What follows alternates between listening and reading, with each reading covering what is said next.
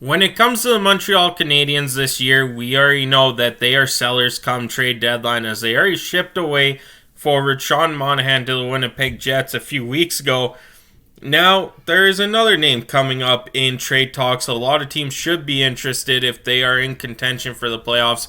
Welcome back to Gillis TV. If you're new to the channel, like anything NHL or MLB related, we have it here on the channel for you. Anything from news, trades, rumors, suspensions, waiting on that Morgan Riley suspension, and whatnot. So we got that covered here. If you don't mind hitting that subscribe button, as we are 475 subscribers away from our goal of 1,000.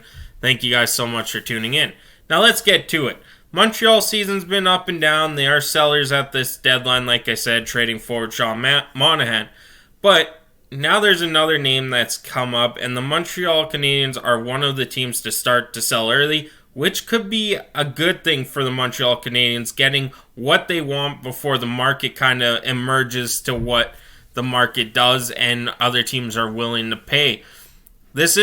Monahan wasn't the only player the Canadiens have to move this season, and one name is starting to really pick up traction, and that is David Savard. The veteran defenseman still has 1 year left on his deal after this season at a good cap friendly of $3.5 million, and would be a great pickup for a team in contention looking to add a strong defensive piece for 2 playoff runs. The Canadiens are willing to move him due to the fact that they just have so many young defensemen coming through the ranks and pushing for full-time roles in the NHL already. The Canadiens aren't just willing to throw Savard away, though. According to Marco D'Amico, the team would likely want a first-round pick and more for him in a trade due to the team impact of his deal, which is a really good deal for David Savard. And this is reasonable considering Monahan fetched a first-round pick and possibly more, and he is a UFA at the end of the season.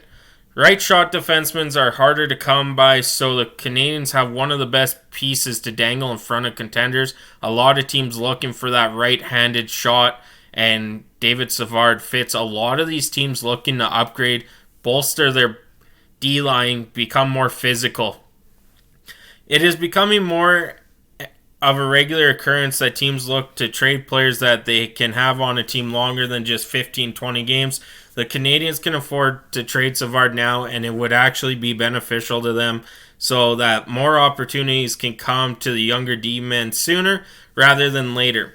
An injury could derail the Canadiens' plans if they wait too long to pull the trigger. Of course, David Savard is, I believe, 32 years old right now. I'll just go double check that quickly. Yeah, he's 33, so 33, 34 in October. So a team like the Tampa Bay Lightning, who are looking to add more grit to their back end, especially with Mikhail Sergachev out, could be interested. I know they were interested in a couple other D-men. Vancouver Canucks seem to be wanting to bolster their D-Corp as big as possible. They want to be one of the biggest D-Corps in the league. So there's that. You know, you can fetch from the Edmonton Oilers. They are looking to see what's around there. I don't think Edmonton would throw in a first for this, though, due to the fact that their D-Corp is pretty good.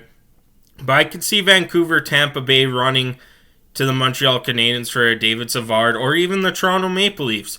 But again, this is a cap-friendly deal. It wouldn't be too hard to make room for David Savard, who has, in 30 games this year, 4 goals, 8 assists for 12 points, minus 12. A lot of people say, hey, plus minus doesn't mean much. Plus minus does, depending on what team you're on, especially if you're on, say, a team like Vancouver or Tampa Bay, who win a lot of games. If you're a minus player, there's something wrong with you. But for David Savard, being on a Montreal Canadiens team right now, minus 12, that's a pretty good plus minus for him. He's not really on the ice for a lot, and he was only a minus 2, I think, and that's the lacking from the St. Louis Blues yesterday. So David Savard could fetch a good first and probably a prospect, I would assume, to equal out to maybe 2 first. It could be a former first-round pick. Like I said, that would probably be the scenario with, given the circumstances. He's a right-handed shot. He has year left on his contract after this. So you're not just getting a player for, like I said, 15, 20 games. You're getting a player for, 92 to 95 games plus playoffs. So there's that in consideration too. But that is it for me today. Thank you so much for tuning in. I'll catch you on the next one.